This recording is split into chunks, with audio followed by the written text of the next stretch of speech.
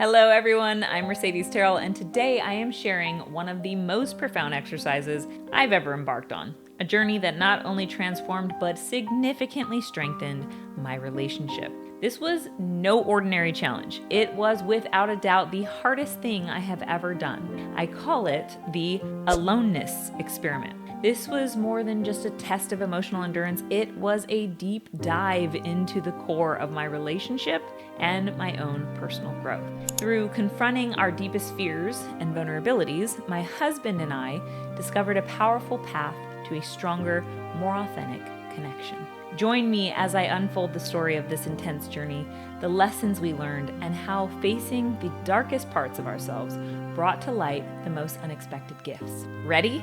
Let's dive in.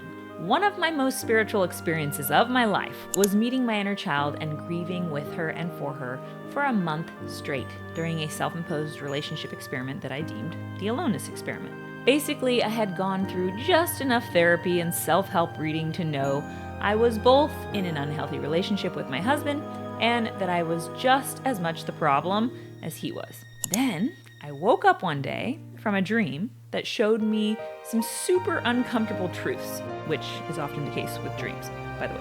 So I decided to follow my dreams, literally, by taking the instruction I'd uncovered through my dream analysis and apply it to my relationship. One of the things to know about me is that I have been religiously analyzing my own dreams for several years, and I take the messages I get while working with my dreams very seriously. I mean it. It is my way of showing my subconscious, my intuition, and my soul that I will show up for it above all else.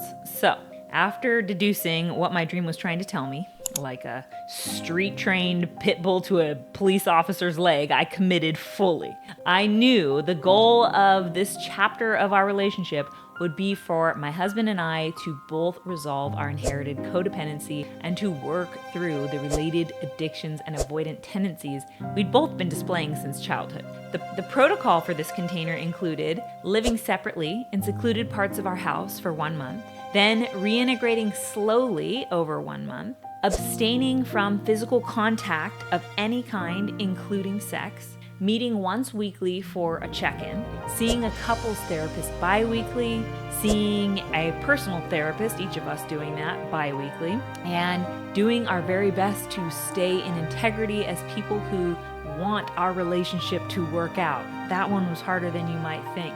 And of course, we both needed to be committed to seeing this process all the way through to reintegration. The unspoken protocol was that while we were spending time apart, we'd be spending time alone. And for me, the more anxious, needy one in the relationship, this was the scariest part. The nights were painfully lonely, and the grief of my abandoned inner child would rise up and strangle me as soon as I got into bed. I would cry and cry, I'd writhe and shake and collapse and repeat, and it really felt like dying. I stayed with it though. I breathed. I just stayed in the stillness and I allowed all of it.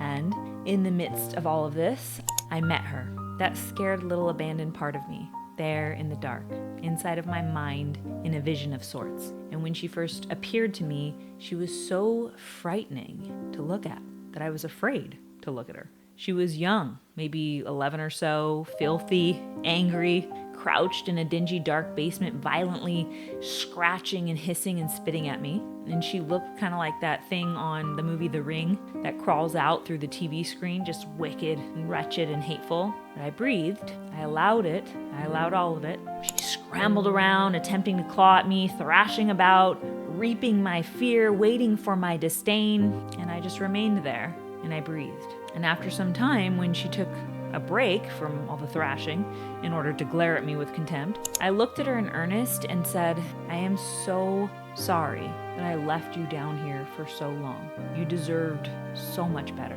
and I want to repair things with you. And darling, I care about your suffering." And at this, she began to cry, and so did I. And I let my body be the vessel for whatever she needed, whatever she'd needed to feel but hadn't been allowed to for so long. I opened the proverbial floodgates so that she could feel all that had been repressed. I wept with and for her, letting the grief she'd stored in this darkness flow through me. And it was intense. It was the type of intensity that you think you might not survive when you're in the moment of it. So much grief. There was grief because this was about death. This was where my inner child had come to die because she believed she wasn't allowed to exist. There was grief because this was about the letting go of the ideas she had of what life was supposed to look like. And there was grief because this was about letting the ideal marriage she'd always fantasized about die in order to make room for what was actually available in reality. It was heavy, and it wasn't all going to be processed within one night. So, after this first encounter, I made a commitment to her to call her into my mind each night and give her my body and voice as a tool to communicate and express her needs through. So, night after night during my Aloneness Experiment, as I settled into bed and opened myself up to her and felt and moved whatever she'd asked me to witness and process, I'd journal whatever came through and help her clarify her desires. And through this nightly process, she warmed to me little by little, letting me come closer and eventually resting her head on my shoulder. And I made her a promise that she would always come first and that I would consider her in all that I do. I created space each day to incorporate things she wanted to do and checked in to make sure she was feeling fulfilled. And I gave her ways to signal me if I was being ignorant or if she needed my attention. After some time, and as I showed up for these promises regularly, she transformed her appearance, growing up into a teen, becoming less disheveled, slightly more receptive, and much more mild-tempered. And she was, still a grouchy little stinker, but one I had come to love deeply. And as the Aloneness Experiment came to a close, and I reintegrated my relationship with my husband, my inner child, Sadie I called her, became my internal ally.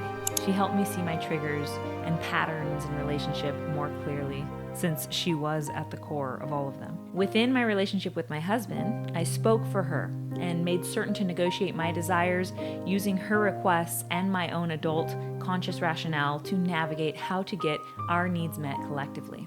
Bringing her on board in this way is what I believe allowed me to find a way through the difficulties in my marriage. She held the gift that miraculously restored balance to a sinking relationship.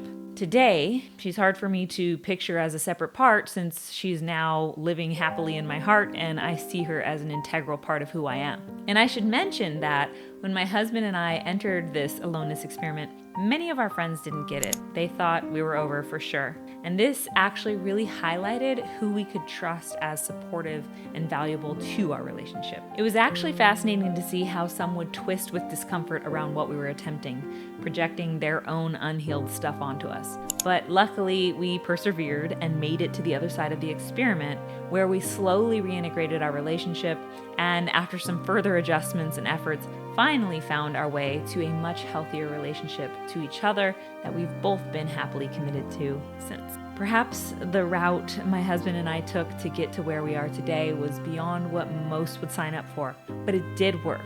It made us take a look at ourselves, examine our unhealthy ways of relating, and it caused us to get really clear about our own needs, what we really wanted in relationship, and what was reasonable to ask each other to show up for. It forced us to help our inner children be heard and met with the self-love needed to heal. It helped us grow up. In a culture like the one we all live in today, where we lack guidance and examples for how to become the integral men and women we desperately want to be, this culture where we lack the examples and guidance to create and sustain healthy relationships with ourselves and with others, it is crucial to actively seek out the examples and the guidance that we resonate with, and that can help us mature and evolve into who we came here to be. No one is going to do that work for us. We have to choose it. And I hope, if you're watching this, it's given you a light at the end of the tunnel to knowing that there isn't some straight or obvious path to doing your inner work or for achieving a successful relationship, and that who you choose as your guides in this type of deep work don't need to fit any particular mold. Rather, you can simply follow your own resonance. Knowing that if you resonate with someone or something that can act as a guide or an example for you, it is worthwhile to pursue it. It will only always lead you to more self-understanding. And that, my friend, is our highest destination.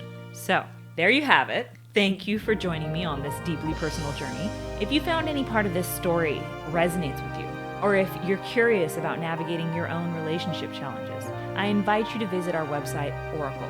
Here you can find resources, workshops, and community support tailored to help you explore and heal your own relationship dynamics. Visit Oracle website to learn more, and let's keep growing together.